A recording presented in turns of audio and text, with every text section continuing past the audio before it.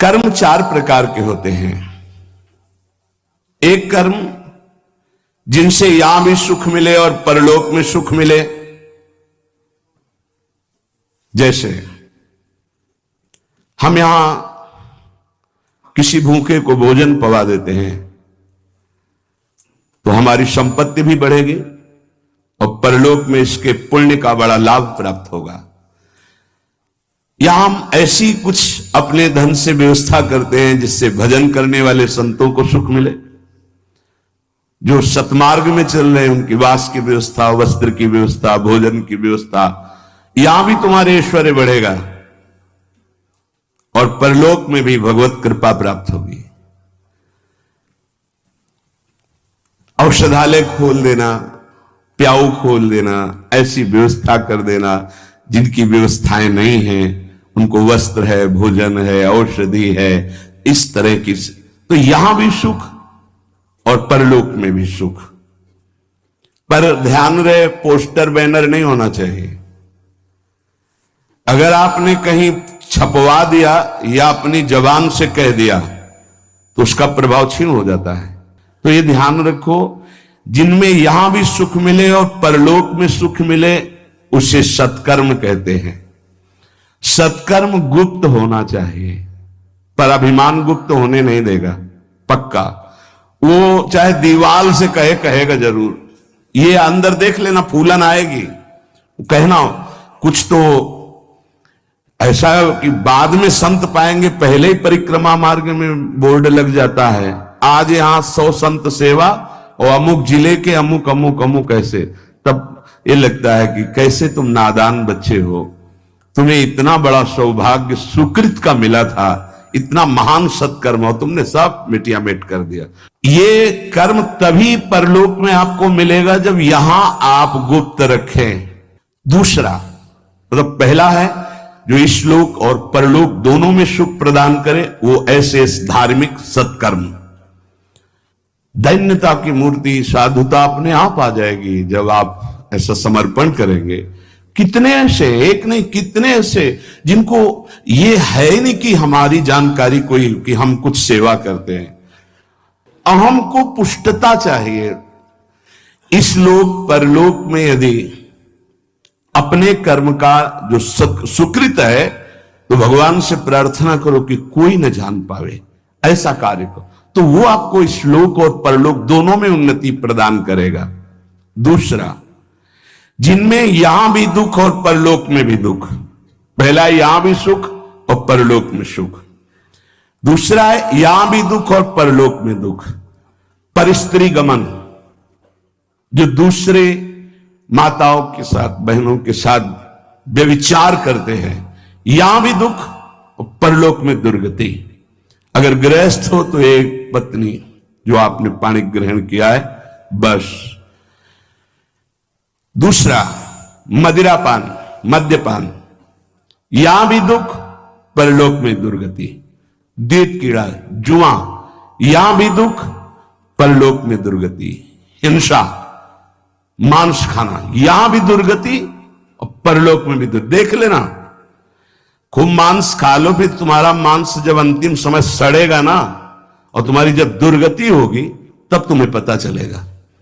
अभी तो खा लो, अभी तो तुम बातें बना लो, समय आएगा तो तुम्हें ऐसा जलाएगा। कभी कभी ऐसा लगता है कि ये मानव देह केवल संत कृपा से ही लाभ ले सकता, अन्यथा नहीं ले सकता। ये कोई पक्षपात की बात नहीं। जिनको संत समागम नहीं मिला है, पूरा पशुवत जीवन व्यतीत हो रहा है, पशुवत जीवन। बस इतना लक्ष्य है, कितना भोग भोग ले, कितना विषयों का सेवन कर ले, बस इतना ही उनका लक्ष्य है। वो चाहे पैसे के बल से, वृद्धावस्था पैसे के बल से, वही विलासिता, वही भोग, सोच नहीं रहे कि किस लिए आया था, क्या करना। यहां भी दुख और वहां भी दुख। जो दूसरों को दुख देता है, हिंसा करता है, व्यभिचार करता है, मांस खाता है, यहां भी दुख और परलोक में भी दुख। तीसरा, यहां सुख, परलोक में दुख। जो कर्जा ले लिया, वापस नहीं किया। कई तरह के ऐसे दूसरों को लूटने वाले, दूसरों के नाना प्रकार से सुख चुराने वाले जो लोग हैं, वो यहां सुख का अनुभव करने के लिए करते हैं। अपहरण कर लिया, ऐसा कर लिया, चोरी कर लिया, ऐसा। इसके बाद का परिणाम परलोक में तो भयानक दुख मिलेगा, और सबसे बड़ा दंड होता है, मन जलता रहता है। कोई भी अधर्म करने वाला मन कभी प्रसन्न नहीं रह सकता, निर्भय नहीं रह सकता। वहीं संत निर्भय रह रहे, और वो भयभीत है, प्रतिपल अस्त्र बांधे हुए। जो यहां भोग प्रधान जीवन है, दूसरे का सुख छीनता रहता, छल कपट, बहुत कपटी स्वभाव होता है लोगों का। कोई बिरला ऐसा होता है जो भजन के साधना के बल से कपट को मिटा करके सरल स्वभाव न मन को टिलाई। नहीं तो सांप जैसी टेढ़ी चाल होती, सामने कुछ और, पीछे कुछ और, बोल कुछ और रहा है, कर कुछ और रहा है, सोच कुछ और रहा है। ऐसे लोग यहां सुखी दिखाई देते हैं। लोगों के प्रश्न भी रहते हैं, झूठ, कपट, छल, हिंसा, चोरी, ऐसे लोग यहां सुखी दिखाई देते हैं बड़ा, लेकिन परिणाम उनका बड़ा भयंकर होता है। महान दुख को प्राप्त होते हैं। पहला है यहां सुख वहां सुख, सत्कर्म। दूसरा है यहां भी दुख वहां भी दुख, असत्कर्म। तीसरा है भोग कर्म, दूसरों का धन छीनना, भोगों में मगन रहना। यहां तुम्हें सुखी दिखाई देंगे, बड़ा परिणाम एकदम विध्वंसक होगा, मिट्टी में मिल जाने वाला, कुछ नहीं बचेगा, सर्वनाश हो जाएगा। इसको आप आंख खोलकर देख लो, संसार में रहते हो, समाचार आदि के द्वारा संसार के द्वारा, जिनकी झूमती थी मिट्टी में मिल गए। अधर्माचरण करने वाला कभी सफल नहीं हो सकता। झूमती थी, अभी से लेकर इतिहास साक्षी है। जिस लोक में भुजा ठोक देता था, लोकपाल भयभीत हो जाते थे, मिट्टी में मिल गया। ऐसे ही है अधर्माचरण, चोरी, हिंसा, बल विक्रम के द्वारा दूसरे की संपत्ति को छीनकर भोगो, ये बहुत देखा है, नष्ट हो जाते हैं। समय आने पर विध्वंस, और परलोक में तो दुर्गति ही होती है। चौथा, ये बहुत जोर का है, यहां दुख, परलोक में परम सुख। ये है त्यागी महापुरुष, जिन्होंने यहां जानबूझकर समस्त भोगों का त्याग करके भगवान के लिए महान दुख को आमंत्रित किया। गर्मी, सर्दी, बरसात, निंदा, अपमान, काम, क्रोध, लोभ, मोह, मद, मत्सर, सबको सह रहे हैं। राधा राधा राधा राधा राधा, ये परम पद में आरूढ़ होंगे। तपस्वी, नाम जापक, व्रत उपवास, योगाभ्यास, साधना, इनके द्वारा पूरे जीवन कष्ट सहते रहते हैं, और जगत मंगल और परम पद की प्राप्ति। ये 4 प्रकार के कर्म होते हैं, जिनमें यहां सुख वहां सुख, उदान, पुण्य, सत्कर्मादि। जिनमें यहां दुख और परलोक में दुख, पापाचरण, एक शब्द में बोल सकते हैं पापाचरण। तीसरा भोगाचरण, जिसमें यहां सुखी दिखाई दे रहे लेकिन परलोक में इनकी दुर्गति होगी। दुखिया को न सताइए, दुखिया देगा रोए, और जब दुखिया के मुखिया सुने तो तेरी गति का होए। किसी को कमजोर समझकर आप फंसा दिए या कष्ट दे दिए या मार दिए और आप पदवी पे पहुंच गए, तो परम पदवी वाला जब दृष्टि डालेगा तो तुम्हारी धज्जियां उड़ जाएंगी। ये बहुत होश में, जो शब्द दूसरे के हृदय में चोट पहुंचाकर परम पद में पहुंचा दे, वही साधु के शब्द होते हैं। उठो, जागो, भूल मत करो। अगर यहां तुम सुखी होने के लिए अधर्माचरण से धन ले लेते हो, चाहे जो हो, तो परिणाम में तुम्हें बड़ा भयंकर दुख भोगना पड़ेगा। इसलिए हम प्रार्थना करते हैं, अंदर की हालत को मजबूत करना है तो दुखियों को मत सताना, निर्दोषों को दंड मत देना, पैसे के लिए किसी को गलत मत फंसाना। नहीं, चाहे जितना बड़ा अधिकार आपको मिला हो, वो अधिकार भी एक समय का है, इसके बाद नहीं। फिर तुम्हें जो कर्म का दंड मिलेगा वो भोगना पड़ेगा। त्रिभुवनपति अधिकार प्राप्त है महाराज नहुस को, भूल गए अपने कर्तव्य को और पदाभिमान में गलत आचरण में कदम रख दिया तो अजगर की योनि प्राप्त हुई, भ्रष्ट हो गए देवराज इंद्र पद से। कोई भी पद अगर आप गलत आचरण करोगे तो समय पर जब दंड देगा, पद भी छिन जाएगा, सुख भी छिन जाएगा, परिणाम महान हानिकारक दुख कारक होगा।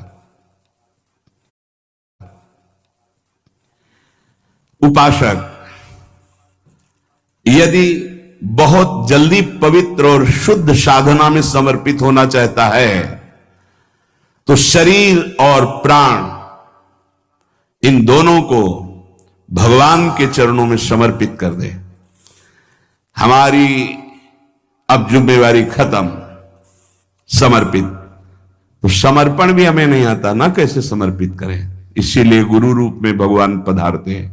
गुरुदेव जैसी आज्ञा करें वैसे शरीर के आचरण हमारे हों और गुरुदेव जो हमें नाम मंत्र दे वही हमारे श्वास में चले, तो दोनों समर्पित हो गए, शरीर और प्राण।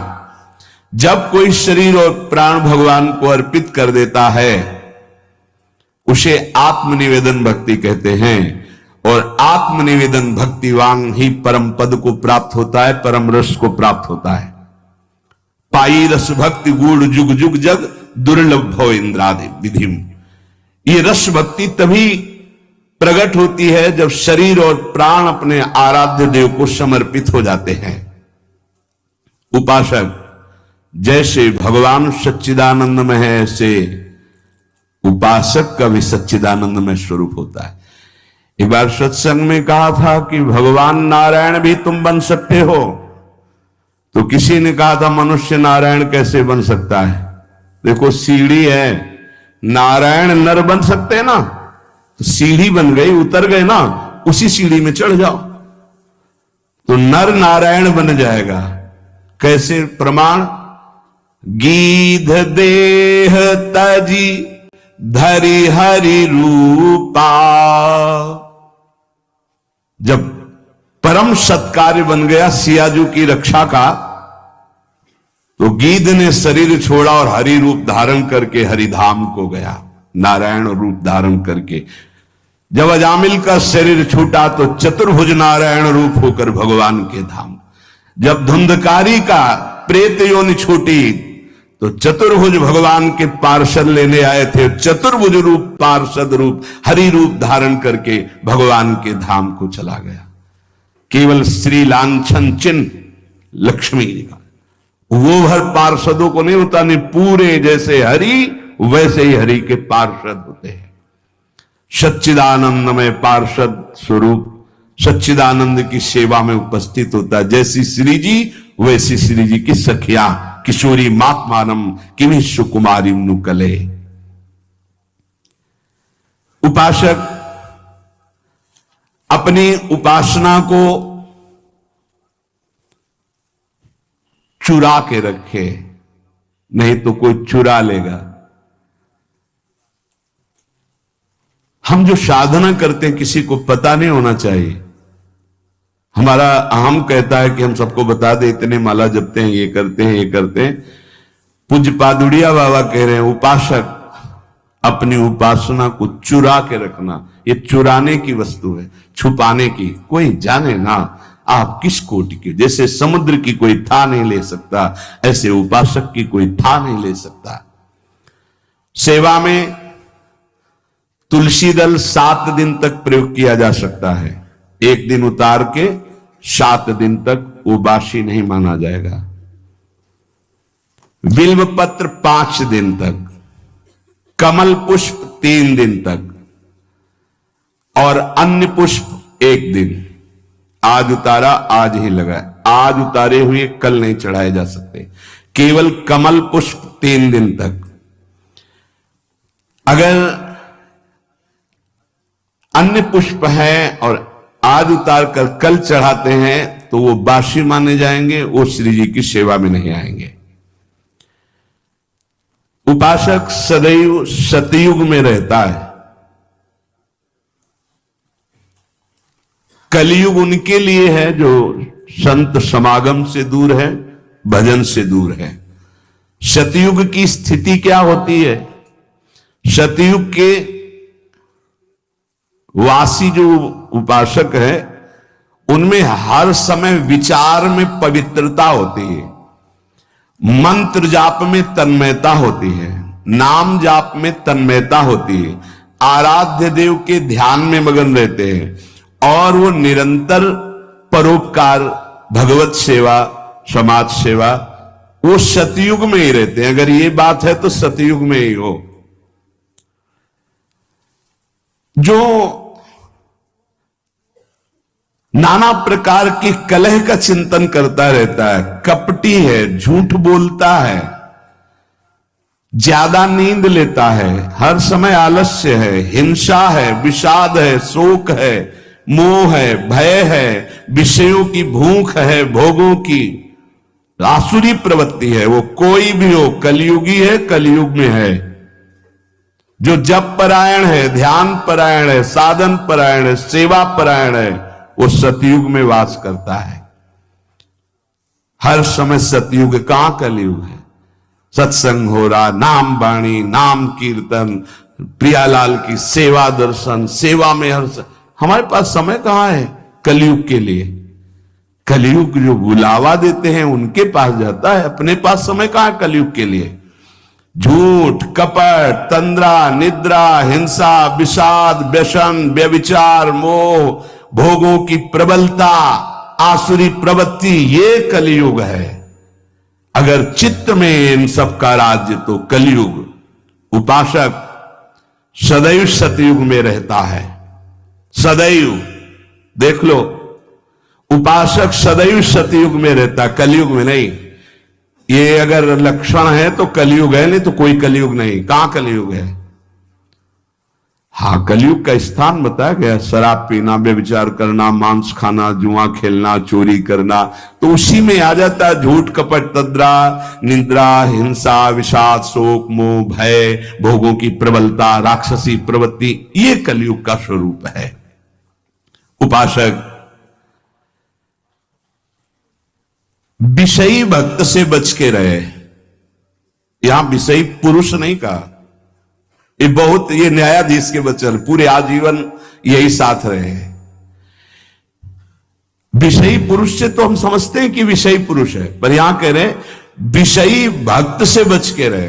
भक्ति का बाना है और विषय सेवन का अंदर से स्वाद है, तो हम बाना भेष से, हम उद्देश्य से संत मानते हैं।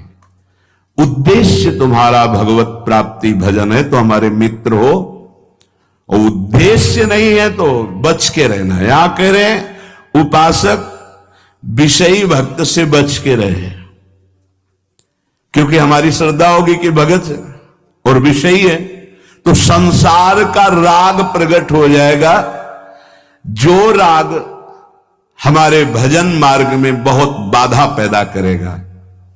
क्योंकि ये राग और द्वेष सतमार्ग के लुटेरे हैं, श्री भगवान गीता जी में कह रहे हैं। जो भक्त विषयी है हमें उसका संग नहीं करना। क्यों? क्योंकि उसके संग से विषयों का राग प्रकट हो जाएगा। राग और द्वेष, भगवान कह रहे इंद्रियस्यार्थे राग द्वेषौ व्यवस्थितौ तयोर्नवशमागच्छेतौ ह्रस्य परिपंथिनौ। हे अर्जुन, इंद्री के प्रत्येक विषय में राग और द्वेष ये छुपे रहते हैं। अनुकूलता, प्रतिकूलता। उपासक को ना अनुकूलता में न प्रतिकूलता में, अर्थात न राग में न द्वेष में, दोनों में नहीं फंसना, क्योंकि ये दोनों इस मार्ग के लुटेरे हैं, खाली कर देते हैं, लूट लेते हैं। श्रोत्रेंद्रिय, त्वचा इंद्रिय, नेत्र इंद्रिय, रसेंद्रिय, घ्राणेन्द्रिय, इसके विषय हैं शब्द, स्पर्श, रूप, रस, गंध। पूरी सृष्टि के भोग इसी में आ जाते हैं। इसमें कुछ में साधक का राग रहता है और कुछ में द्वेष रहता है। राग अनुकूलता, द्वेष प्रतिकूलता।